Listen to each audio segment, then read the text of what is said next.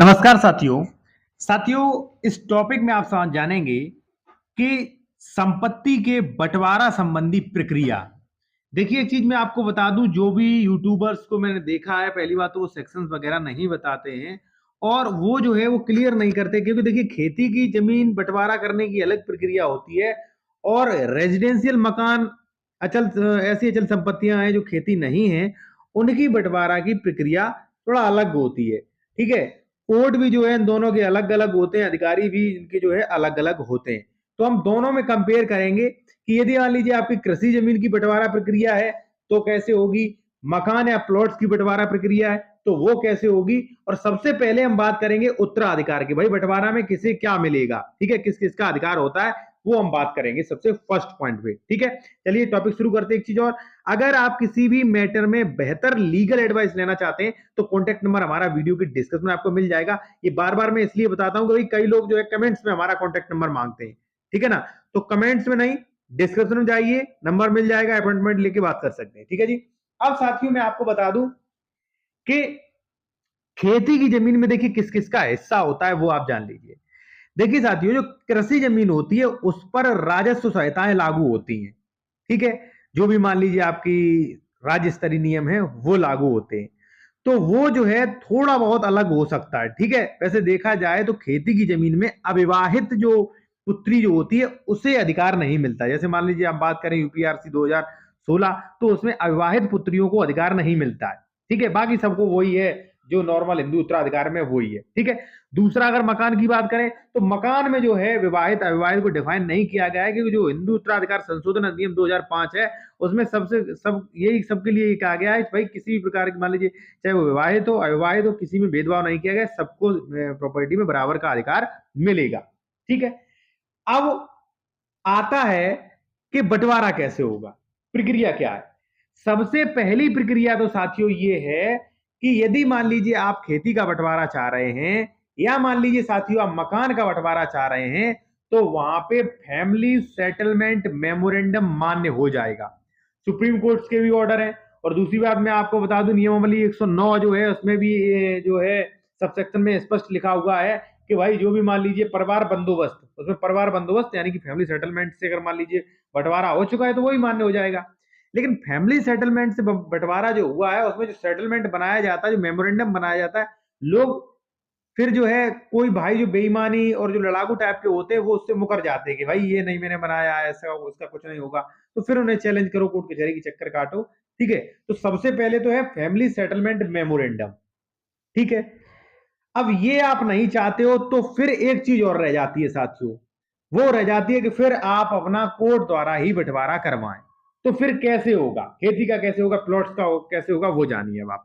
एक चीज साथियों और, अगर आप जूनियर एडवोकेट हैं या मान लीजिए आप एडवोकेट हैं और आप बेहतर कुछ वास्तविकता में सीखना चाहते हैं, स्पेशल सीखना चाहते हैं, तो आप हमारे चैनल को ज्वाइन कर सकते हैं। अभी आप जाइए ज्वाइन कर सकते हैं, ज्वाइन बटन पे क्लिक करेंगे तो 59 रुपए पे करके आप ज्वाइन कर सकते हैं।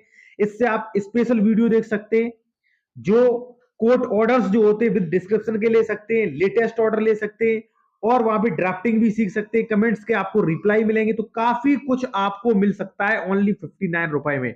तो आप चाहें तो अभी ज्वाइन कर सकते हैं अगर आप नए एडवोकेट हैं या मान लीजिए कानून की जानकारी में आप बेहतर रुचि रखते हैं। ठीक है, तो आपको वो सीखने को मिलेगा जो एक साधारण जो सीनियर एडवोकेट के भी पास इतनी जानकारी नहीं होती है। ठीक है, क्योंकि हम रिसर्च करके देते हैं।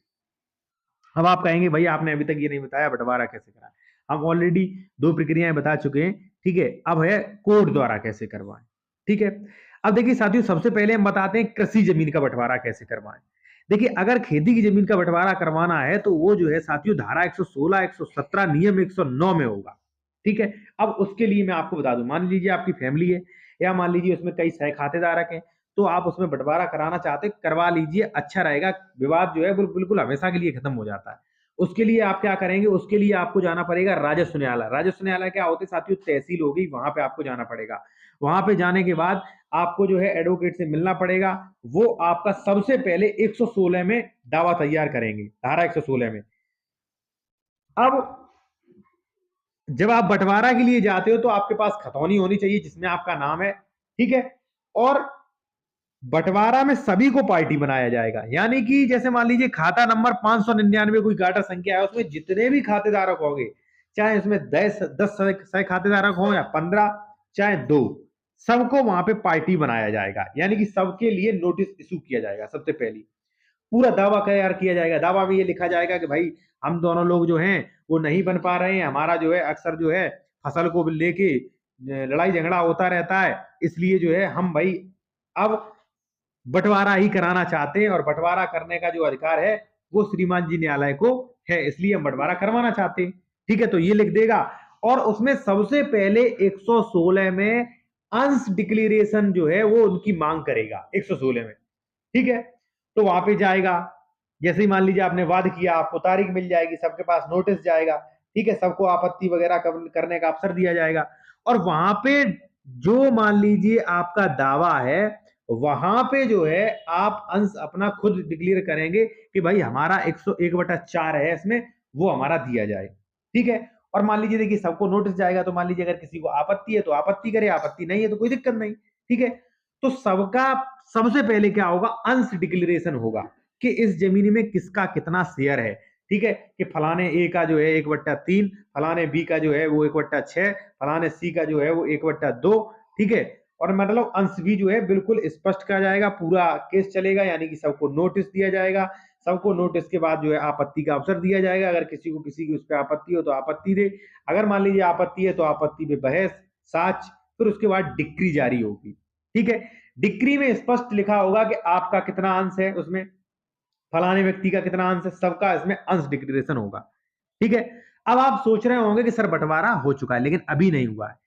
अभी केवल और केवल डिक्री जारी हुई है कि गाटा संख्या 599 में आपका 1/3 है, लेकिन अभी यह डिसाइड नहीं हुआ है कि आपका 1/3 जो है वो किधर है, पूरब में है, पश्चिम में है, उत्तर में है, दक्षिण में है, कौन सा गाटा है, नीला वाला, पीला वाला, ग्रीन वाला, वो डिसाइड नहीं किया गया। यानी कि कई लोग कहते हैं फाट नहीं डिक्लेरेशन, यानी कि तरवीम नहीं डली। ठीक है, यानी कि नक्शा नहीं बना अलग।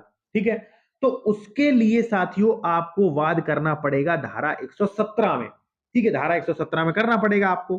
ठीक है, तो धारा 117 में आप ये कहेंगे कि महोदय ये धारा 116 में इतनी इतनी डिक्री जारी हुई है जिसमें हमारा अंश 1/4 बताया गया है, इसके अनुसार हमारा 1/4 का जो है अलग कुरा डिक्लेरेशन कर दिया जाए। ठीक है, तो कुरा का भी वही प्रोसेस है भाई, सबको पार्टी बनाया जाएगा, सबके पास नोटिस जाएगा, आपत्ति का अवसर दिया जाएगा, और नियमावली 109 से जो है वो कुरा बनाया जाएगा, यानी कि अनुपातिक रूप में सबको कीमती जमीन दी जाएगी। जैसे मान लीजिए साथियों रोड पे जमीन है, 5 भाई हैं, 100 फुट जमीन है, तो सबको 20-20 फुट दी जाएगी उसमें। ठीक है, और इस प्रकार से कुरा बन जाएगा, कुरा पे दखल हो जाएगी, और यहाँ पे विवाद का निपटारा हो गया है। अब बात करें हम सिविल का, कि जो मान लीजिए प्लॉट मकान वगैरह है उसका क्या होगा, तो सेम टू सेम उसी का यही प्रोसेस है जो मैंने आपको बताया, लेकिन कुछ चीजें चेंज हो जाएंगी। पहली बात तो इसका सिविल कोर्ट में होगा। मान लीजिए मान लीजिए आपका जो प्लॉट है, मकान है, ठीक है, कोई मैरिज होम है, ठीक है, तो उसका बंटवारा पहली बार सिविल कोर्ट में होगा, और सीपीसी की धारा 9 में जो है वहां पे केस पड़ेगा। ठीक है, सीपीसी की धारा 9 में जो है वो केस पड़ेगा, और देखिए उसी की तरह सबको नोटिस मिलेगा। सबको नोटिस मिलने के बाद वही जो है अंश डिक्लेरेशन किया जाएगा। ठीक है, सेम टू सेम उसका यही प्रोसेस है जो था, लेकिन उसमें क्या है, थोड़ी चीजें बदल जाएंगी कि विवाहित बेटियों को भी नोटिस जाएगा। ठीक है, जो मकान वगैरह का बंटवारा है उसमें। दूसरा साथियों ये है कि उसमें जो है अगर मान लीजिए मकान या कोई संपत्ति ऐसी है जिसका बंटवारा नहीं हो सकता है, तो उसका मूल्यांकन किया जाएगा भाई। ठीक है, कि कितनी मूल्य की है, और मान लीजिए जो है एक व्यक्ति मूल्य देके बंटवारा ऐसा किया जाएगा, कोई नहीं दे पा रहा मूल्य तो उसे मान लीजिए नीलाम करके